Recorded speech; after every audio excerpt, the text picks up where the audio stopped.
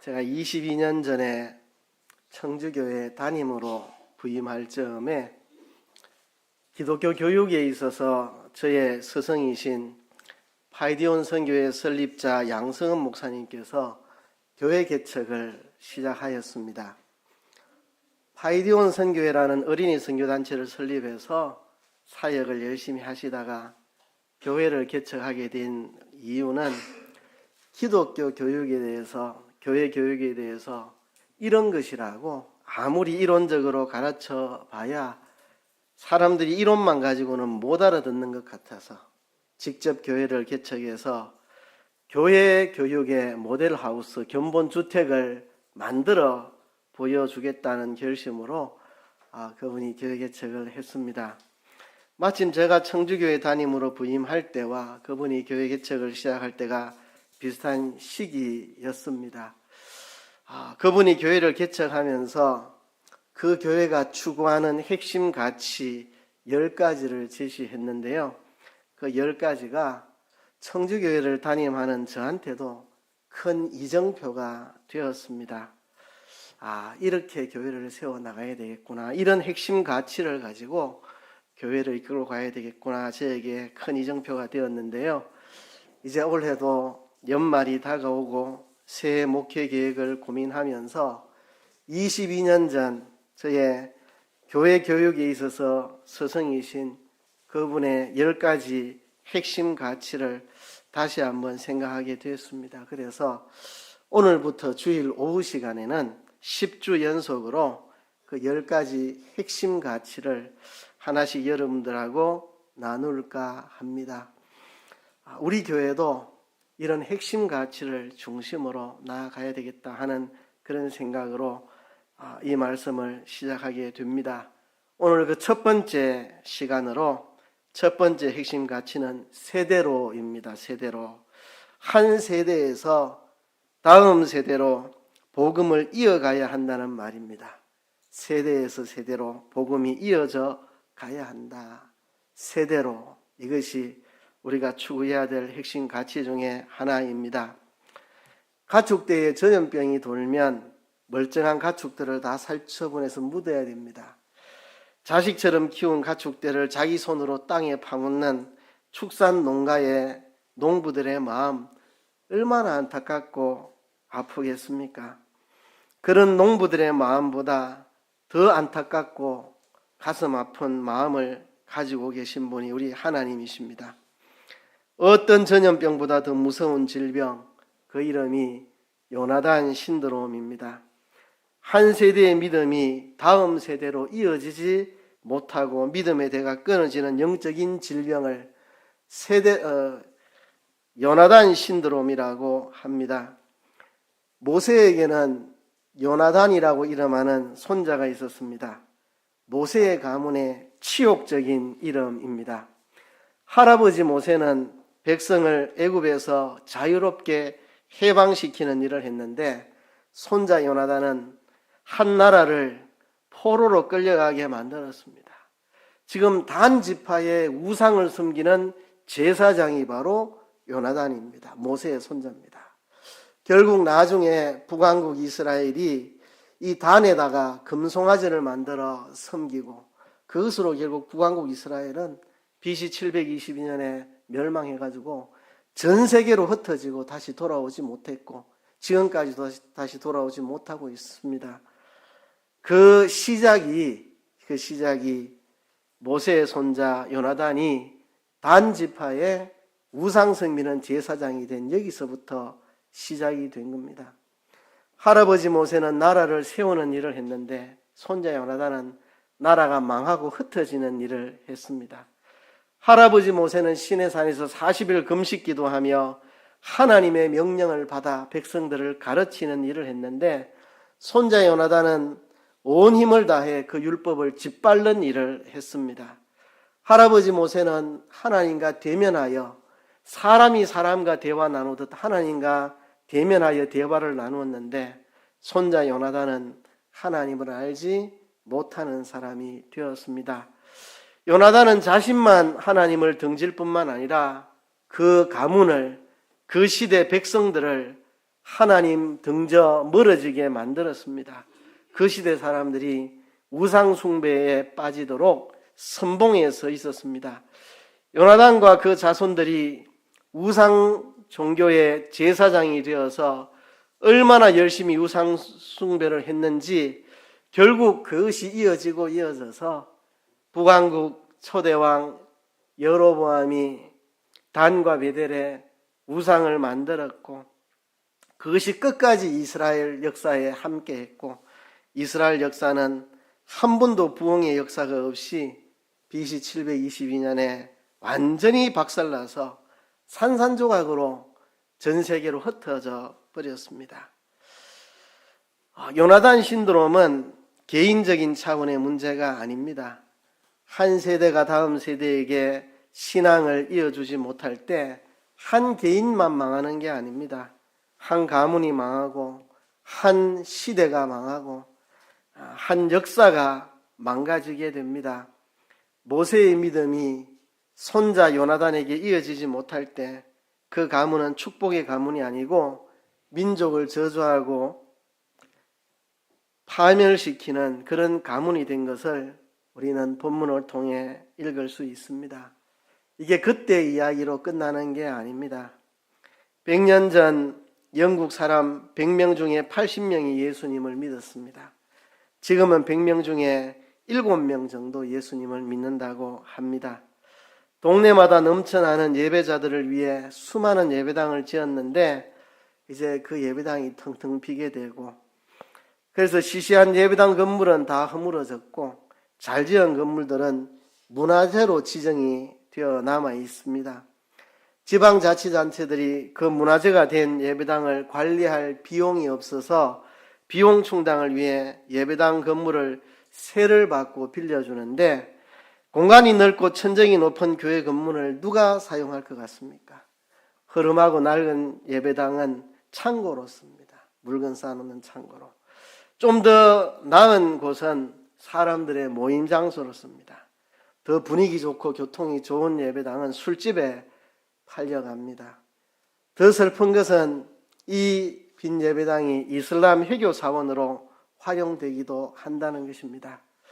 종교개혁자 칼빈의 발자취가 남아있는 스위스 제네바에 사역했던 어느 목사님의 이야기입니다. 스위스 제네바의 유서 깊은 한 교회가 술집으로 팔린 사건이 아주 대대적으로 소문이 나서 시내가 다 시끄러웠다고 합니다. 교회가 술집으로 팔려 나가는 일은 스위스 제네바에서는 흔한 일이기 때문에 뉴스거리도 되지 않는데 왜 이 사건이 화제가 되었느냐 하면 그 교회 담임 목사님이 그 예배당 안에 술집을 열었기 때문입니다. 예배당을 반으로 나누어서 한쪽은 술집, 한쪽은 예배당을 꾸몄다고 합니다. 기자들의 질문에 그 목사님의 대답이 걸작입니다. 스위스 젊은이들이 다 술독에 빠져 있으니 이들이 주님 앞에 나오게 하려면 교회와 술집이 가까이 있어야 된다. 그래서 예배당 절반을 예배당으로 쓰고 절반은 술집으로 꾸민 것이다 라는 대답을 했다고 합니다.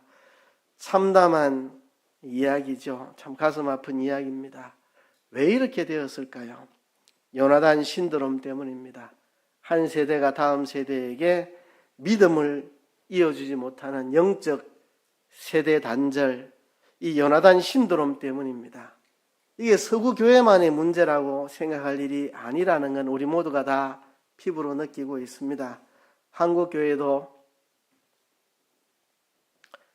특단의 조치가 없으면, 하나님의 기적의 역사가 없으면 같은 길을 걸어갈 위기감을 피부로 느끼고 있습니다.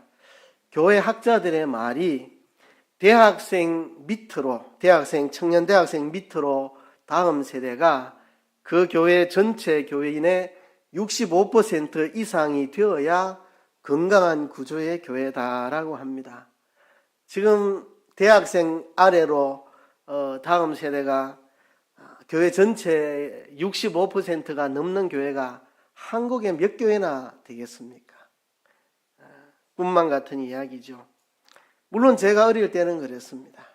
제가 주일학교 다니고 중고등부, 청년부를 다닐 때는 65%가 아니라 다음 세대 숫자가 교회의 작년반 숫자보다 200%, 300%가 됐습니다. 그렇게 몰려드는 유초등부 어린아이들은 두고라도 중등부, 고등부 이렇게만 합쳐도 작년부 숫자보다 많았습니다. 제가 다녔던 달산교회가 작년부 숫자가 500명, 그런데 중등부가 200명 넘었고 고등부가 200명 넘었습니다. 합치면 400명이 넘습니다.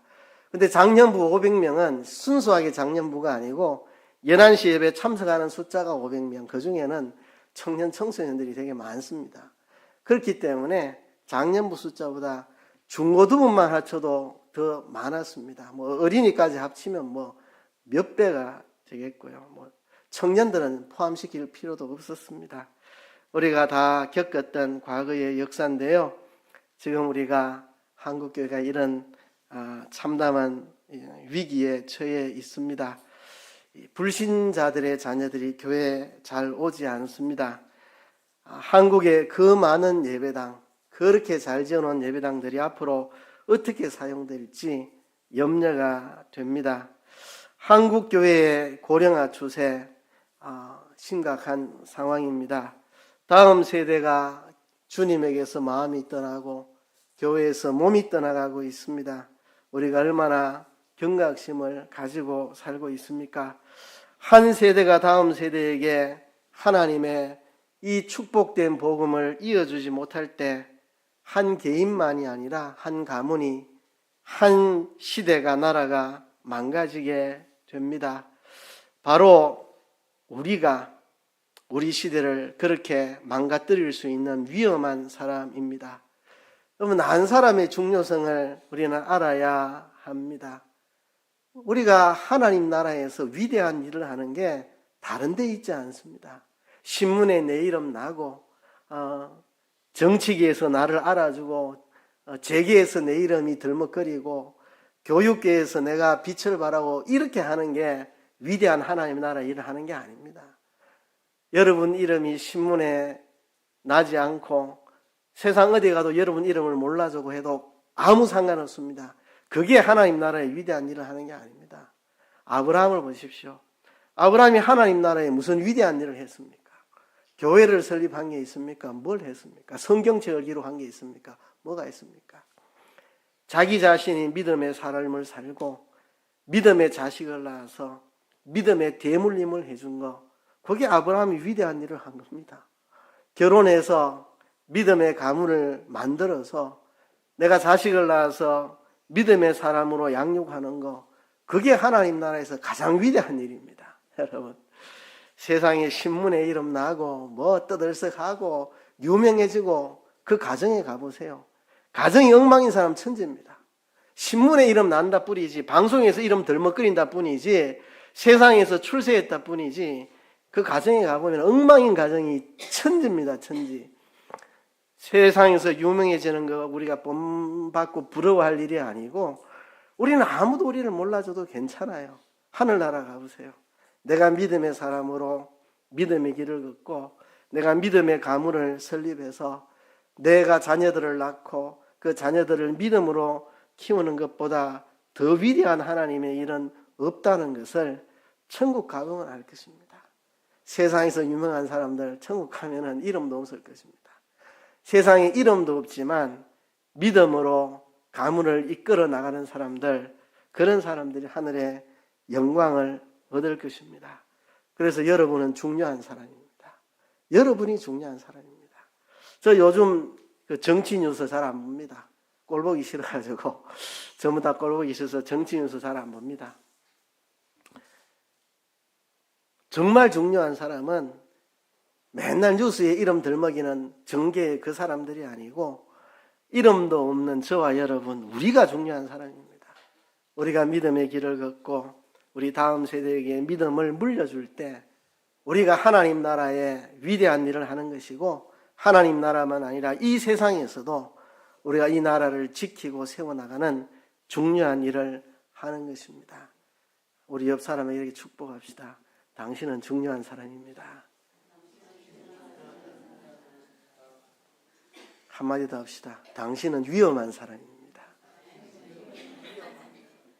이 일을 감당할 수 있는 중요한 위치에 있는 분들이기 때문에 중요한 분들이고, 잘못하면 이 일을 거르치면 여러분들 이 시대를 망치는 위험한 인물이 될 수 있다는 겁니다. 우리가 어떻게 해야 이 요나단 신드롬을 막을 수 있을까? 우리가 어떻게 해야 우리 다음 세대에게 믿음을 물려주고 다음 세대에게 믿음이 타고 흐르게 할 수 있을까 고민해야 합니다. 사사기 2장 10절은 이렇게 기록합니다.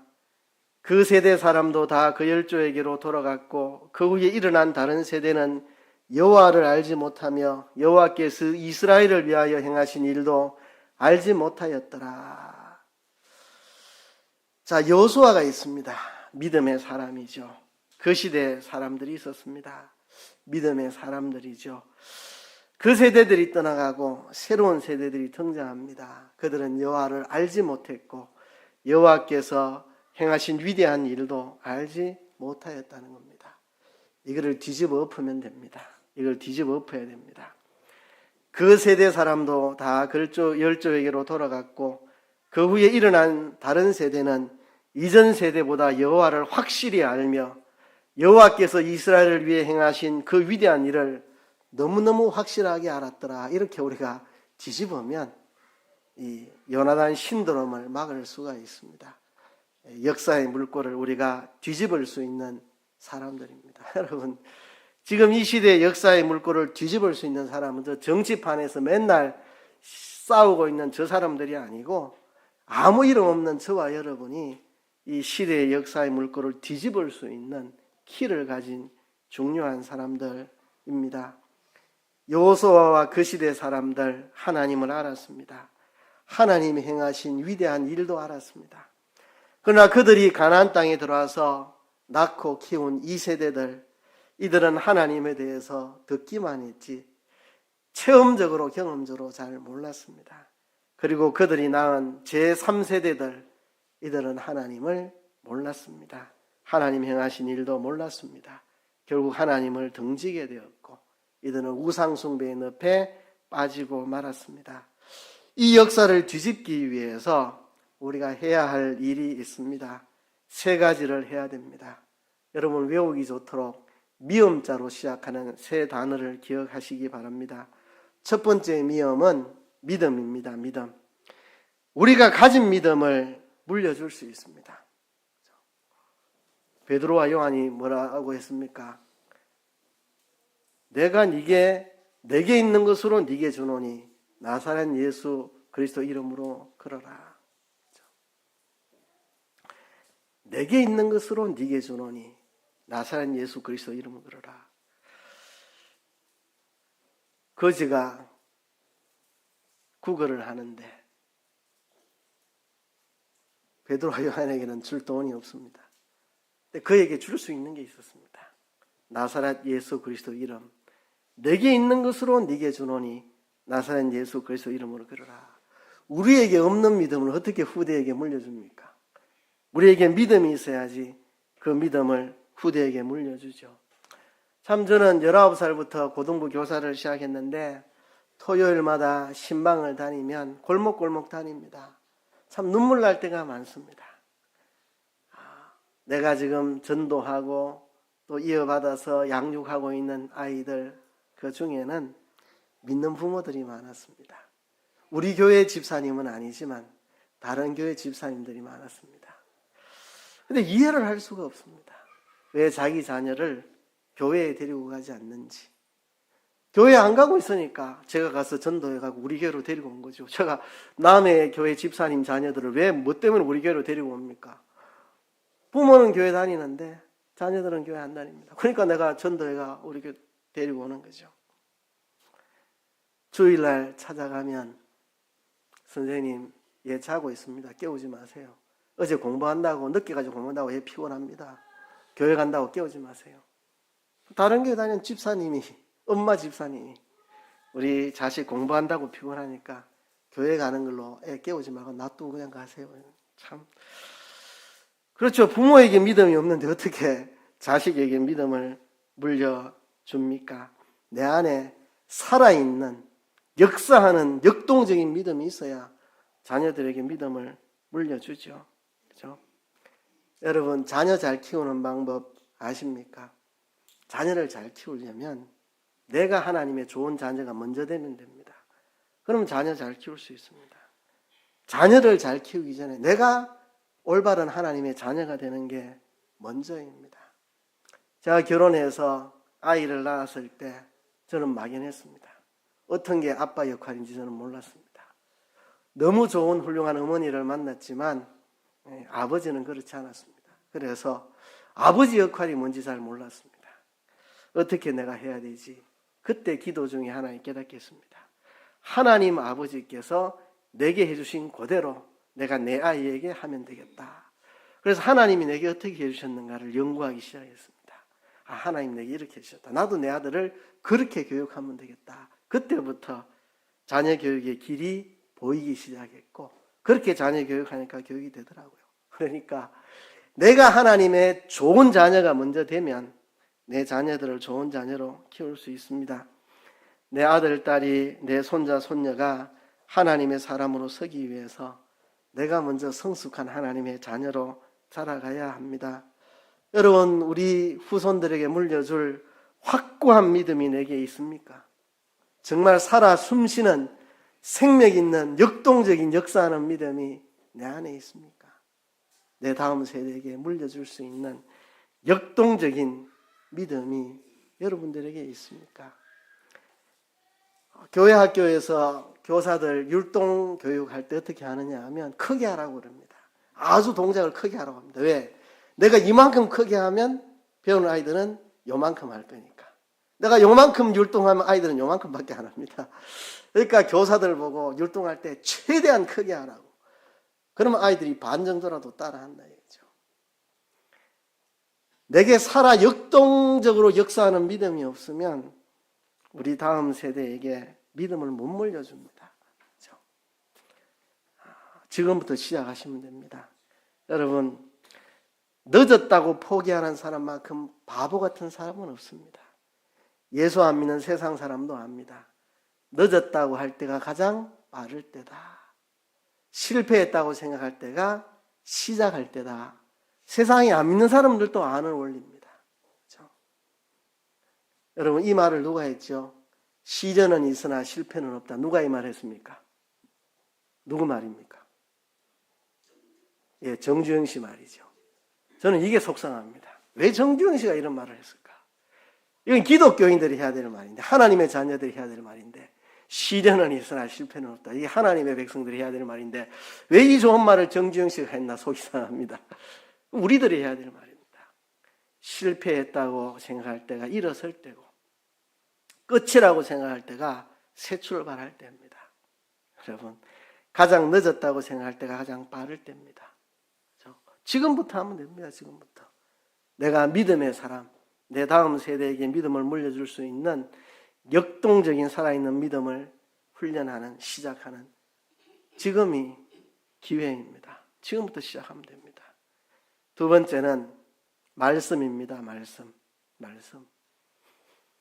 가나안 땅에 정착한 1세대들이 2세대에게, 2세대가 3세대에게 하나님의 말씀을 제대로 이어주지 못했습니다. 분명히 모세가 이스라엘 백성들 가나안 땅 들어가기 직전에 모압 평지에 있을 때 죽기 전에 유언을 남겼습니다. 신명기에 그 유언이 나옵니다. 유언 설교가. 너희가 요단강을 건너 가나안 땅에 들어가거든 부지런히 하나님 말씀을 가르쳐라. 길에 행할 때든지 누웠을 때든지 이 말씀을 가르치라. 그렇게 강조했지만 그들은 말씀을 제대로 이어주지 못했습니다. 우리 다음 세대에게 하나님의 말씀을 전해주어야 합니다. 어떻게 말씀을 전해줄 수 있을까요? 이런 말 하면 잔소리하는 게 말씀 전해주는 것처럼 생각하면 안 됩니다. 잔소리하는 거하고는 다릅니다. 아이들이 말씀을 즐거워할 수 있도록 만들어주고, 말씀을 가까이 하고 싶도록, 말씀을 즐거워할 수 있도록.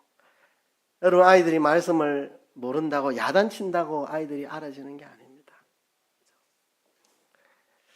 우리 작은 아이가 군에서 제대한 지 이제 한 2년 됐는 것 같은데요. 마침 우리 작은 아이가 제대할 무렵에 아내와 제가 목회자 부부 성경 암송 대회 준비하던 때입니다. 아이가 제대해서 보니 엄마 아빠가 맨날 틈만 나면 성경 암송하고 있으니 나도 성경 읽어야 되겠다, 성경 읽어야 되겠다. 애가 성경을 좀 읽도록 해. 엄마 아빠가 틈만 나면 성경 읽고 암송하고 있으니까 그때 내가 그렇다. 자녀들에게 성경 읽으라고 말씀 배우라고 잔소리하는 그게 능사가 아니다. 가정에 말씀을 소중히 여기는 분위기가 되면 아이들이 자연스럽게 이렇게 그냥 휘말려 오는구나. 엄마도 아빠도 틈만 나면 그거 왜 성경 외우고 있으니 이렇게 교육을 하는 거구나. 교회에서 들은 말씀을 집에서 자녀들과 주제로 대화도 나누고 무슨 일이 생길 때마다 성경적인 원리를 한번 생각해보고 이런 문제는 어떻게 해결하는 게 성경적이겠는가 자식들과 토론도 해보고 성경 말씀을 화두로 서로 이야기도 해보고 내 삶이 어떻게 성경하고 연결되는지 이 사건에 왜 아빠는 이런 결정을 했는지 그는 성경이 이렇게 말했기 때문에 이 사건에 아빠가 이렇게 결정하는 거다. 왜 다른 사람들은 저렇게 사는데 엄마 아빠는 이렇게 사느냐? 성경이 이렇게 말했기 때문이다. 그런 것을 이야기하고 나누고 가르쳐주고 보여주고 이렇게 해서 말씀을 전하는 것입니다. 가정 예배를 드리거나 또 자녀들을 데리고 교회에 나오거나 그렇게 해서 자연스럽게 말씀이 들어가도록 하는 것입니다. 세 번째는 모본입니다. 모본. 사람은 들은 대로 살지 않고 본 대로 산다는 말이 있습니다. 내 자녀의 모습 속에 내가 들어있다는 사실을 아십니까? 제가 많은 책 제목을 보았지만 저한테 가장 충격적인 책 제목, 아버지 당신은 카피되고 있습니다 라는 책 제목을 보고 가장 충격을 받았습니다. 아버지 당신은 카피되고 있습니다. 좋든 싫든 제 두 아들 모습 속에 제 모습이 들어 있습니다. 그건 부정할 수 없습니다. 제가 오랜 세월 다음 세대 아이들을 지도하면서 발견한 게 뭔지 아십니까? 아이들을 보면 그 집에 안 가봐도 그 집 분위기가 다 느껴집니다. 그 집에 들어가 보지 않아도 그 집이 어떤 삶을 살고 부모 자식 간에 어떤 대화를 나누고 부모가 자식을 어떻게 교육하고 환하게 보입니다. 아이들만 보면 그 집의 분위기와 모든 게 다 보입니다. 어떻게 엄마가 아이들에게 말하고 어떻게 자식들을 교육하는지 자식들 모습 보면 그 가정의 분위기가 안 봐도 환하게 보입니다. 다음 세대 사역을 수십 년간 해보니까 자연스럽게 터득이 된 겁니다. 그 집에서 어떤 대화가 이루어지고 어떤 가르침을 하고 그 가정이 어떤 분위기인지 그 자식들 속에 다 새겨져 있습니다. 다 새겨져 있어요. 여러분, 오늘 여러분의 발자취가 내일의 여러분 자녀들의 발자취가 되고 여러분 가문의 발자취가 될 것입니다. 우리의 삶의 모본이 그만큼 중요한 것입니다. 제가 한번 전에 그런 이야기를 한 적이 있습니다. 어느 교회 권사님, 신앙 좋습니다. 열정적으로 교회 출석하고 열정적으로 기도하고 근데 자녀들이 교회 잘 안 나옵니다. 그 자녀랑 대화를 해본 적이 있습니다. 목사님, 제가 왜 교회 안 나간지 아세요? 우리 엄마 때문에요. 우리 엄마가 교회에서는 천사지요. 집에 오면 악마입니다. 그런 우리 엄마가 싫어가지고 나 교회 안 나갑니다. 이런 이야기. 참 가슴 아프대요. 나중에 알아보니까 진짜 그 가정에 그 엄마가 교회에서만 천사고 가정에서는 악마로 바뀝니다. 아이들이 교회에 대한 반감이 머리 끝까지 올라와 있는 그런 상태죠. 우리가 삶의 모본이 필요합니다. 제가 세 가지 이야기를 드렸습니다. 첫째는 믿음, 두 번째는 말씀, 세 번째는 모범. 외우기 좋도록 다 미음으로 시작합니다. 내게 없는 믿음 어떻게 물려줍니까? 내가 분명한 믿음을 가져야 됩니다. 살아계신 하나님의 전능하신 하나님에 대한 믿음, 예수 그리스도의 십자가 구원에 대한 확실한 믿음, 성경에 대한 믿음, 천국에 대한 믿음, 영생에 대한 믿음, 내 안에 그 믿음이 살아 움직이지 않는데 어떻게 자식들에게 물려줍니까? 두 번째, 말씀입니다. 말씀. 세 번째, 삶의 모본입니다. 모본. 이 세 가지를 기억하십시오. 내 안에 믿음이 있어야 됩니다. 그리고 내 안에 말씀이 있고 내 자식들에게 그 말씀을 이어주어야 합니다. 그리고 삶의 모범을 우리 후손들에게 보여주어야 합니다. 여러분, 특단의 조치가 필요한 시대인데요. 제가 하고 싶은 이야기는 이겁니다. 실패했다고 할 때가 이제 새 출발할 때입니다. 끝이라고 할 때 그때가 새 출발할 때입니다. 시련은 있으나 실패는 없다. 왜 정주행이 그 말했을까? 우리가 해야 될 말인데, 여러분, 저는 소망을 잃지 않고 다시 시작할 생각입니다. 우리 남산교회 처음 부임했을 때 몇몇 중직자들이 저보고, 목사님 우리 교회 잘 왔습니다. 우리 교회는 큰 교회입니다. 왕년에 큰 교회였습니다. 제가 그분들에게 대답했습니다. 여러분들 눈에는 우리 교회가 큰 교회로 보입니까? 내 눈에는 20년 후에 허물어질 교회로 보이는데요. 지금 우리 교회에서 매월 후원하고 있는 청주의 푸른들 교회, 미자립 교회입니다. 장년부 숫자가 얼마 안 됩니다. 그러나 다음 세대 아이들이 벅적벅적합니다. 20년 후에 그 교회가 우리보다 큰 교회가 될 겁니다. 우리가 정신 차리고 지금 하나님을 부르짖고 뛰어야 할 때이지, 우리 교회 든든한 교회라고 스스로 착각에 빠져 위로하면 안 됩니다. 얘기했는데요. 지금 푸른들 교회 김정은 목사님한테 들리는 소리가, 목사님 예배당 꽉 찼어요. 여기 가면 그 어린애들, 이 조막손 아이들이 지금 고등학생, 대학생, 청년, 직장인이 돼가지고 교회를 다 채우고 있습니다. 주일 오전 예배, 오후 예배, 수요일 저녁 예배, 금요 기도회까지 그 아이들 20명이 아마 넘는 아이들이 모여가지고 예배당을 꽉 채우고 있습니다. 어른 숫자는 옛날이나 변함없이 그대로고, 다음 세대 아이들이 또 10년이 지나면 다 직장인이 되고 결혼해가지고 아주 든든하게 되어 갈 것입니다. 그러면 그 교회는 그냥 그렇게 되었느냐? 아닙니다. 그 목사님이 전도사 시절 교회를 설립할 때 돈이 하나도 없어서 자기 손으로 예배당 세를 얻어가지고 리모델링을 하는데, 내가 너무 딱해갖고 제가 2달 가서 봉사를 해주고 왔고, 좀 내 사비도 털어 지원하고 교회에서도 좀 털어서 지원도 해주고 그래 했었습니다. 다음 세대 양육하면서 절망적인 순간이 수시로 찾아왔습니다. 힘들 때마다 저 찾아옵니다.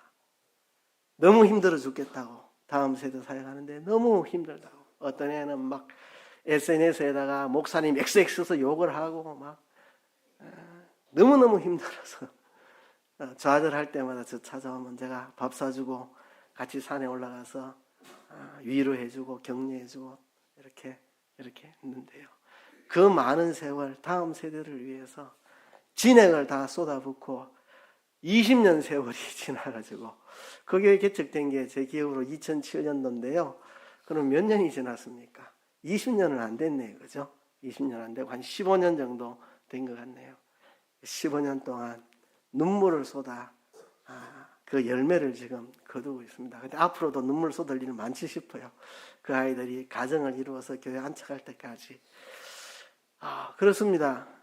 그런 눈물과 헌신과 희생이 있어야 한 세대가 다음 세대에게 믿음을 대물림할 수가 있습니다. 우리가 다시금 그 일을 시작해야 됩니다. 제가 여기 와서 장로님들에게 그런 이야기를 했고, 장로님들이 동의해 주셨고, 제가 하자는 대로 장로님들이 따라와 주셨고, 그래서 다음 세대들이 전도가 되었고, 처음에 제가 필리핀 선교를 통해서 아이들이 힘을 얻도록 하고 오후 예배가 청소년 오후 예배가 생기도록 하겠다는 이런 계획을 이야기했을 때 중직자들이 다 저한테 그런 말했습니다. 목사님하고 목사님 자녀들이나 가세요. 여기 필리핀 선교 갈 사람 한 명도 없습니다. 누가 갑니까? 되지도 않을 이야기 하지도 마세요. 그랬습니다. 그런데 한 명 한 명씩 가겠다고 이렇게 해서 그 당시에 예배 출석하는 아이들은 100% 갔습니다. 그 아이들이 필리핀 선교 준비하면서 여러분 다 3시 반에 집에 가고 없을 때 저 2층에 남아서 기도해야 하고 그렇게 했습니다. 그렇게 하다가 오후 예배 드리고 그렇게 해서 전도되고 자라갔는데 계속 그렇게 되지 않고 있어 이런저런 서너 번의 악재들이 생기면서 지금은 또 그 아이들이 많이 떠나가게 됐습니다. 참 가슴이 아픈데요. 그때 기적을 베풀어 주신 하나님, 또다시 기적을 베풀어 주실 하나님입니다. 그때에 아이들이 필리핀 선교로 가겠다고 마음을 돌이키고 갔다 와서 은혜 받아 친구 전도하고 그때 일어났던 기적들 지금이라고 일어나지 말라는 법이 있습니까? 하나님은 그대로고 하나님 전능하신 하나님인데 여러분 다시 우리가 일어서야 됩니다. 포기하는 것만큼 좌절하는 것만큼 어리석은 것은 없습니다. 하나님 살아계시고 오늘도 우리 가운데 역사하고 계시고 우리가 깨어서 다음 세대로 복음을 이어가기를 원하시는 우리 하나님 소원을 우리가 이루어드려야 되겠습니다. 오늘 첫 번째 우리가 가져야 될 핵심 가치는 세대로입니다. 세대로. 다음 세대로 이 믿음이 이어갈 수 있도록 다시 한번 일어서서 달려가는 우리 남산교회가 되기를 주의 이름으로 축복합니다.